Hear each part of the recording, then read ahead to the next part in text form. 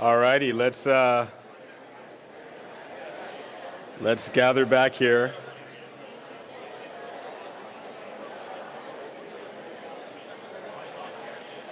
Sorry if I'm interrupting your times with God. You're here. It always takes it takes like 30 seconds.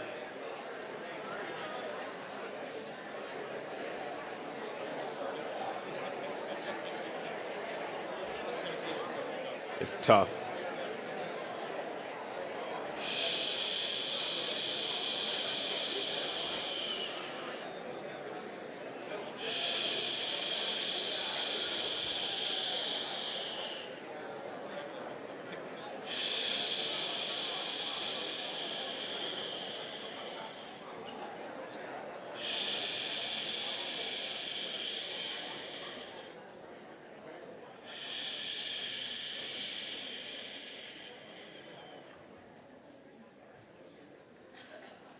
Let's bring it in for a landing, shall we?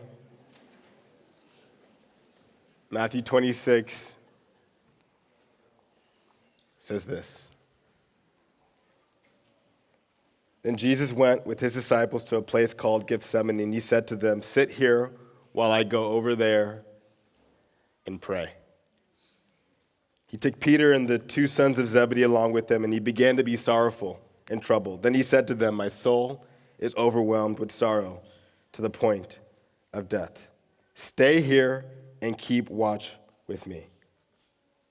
Going a little further, he fell with his face to the ground and prayed, "My Father, if it is possible, may this cup be taken from me.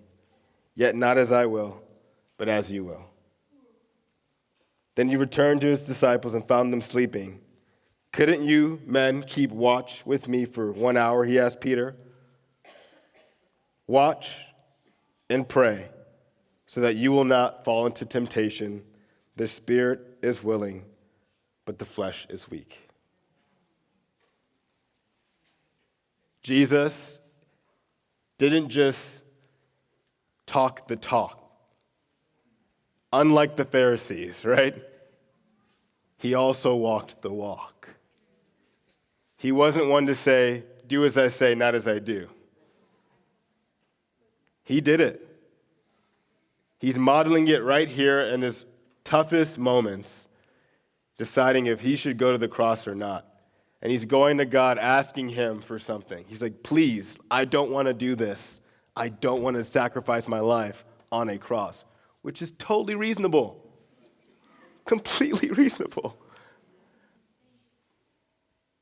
And as he's praying, he's asking God, not for yes, not for no, not for maybe. He's praying because he's trying to surrender his will to God. That is why. If we all prayed like that in this community right here, we would change the world. I believe that. Next slide.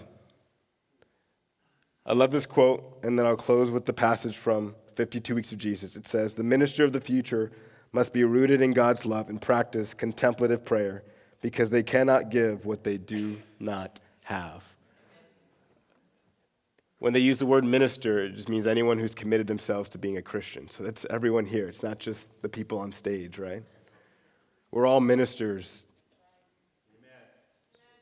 We cannot continue to live life without this deep-rooted love for God and this incessant desire and need to pray to him.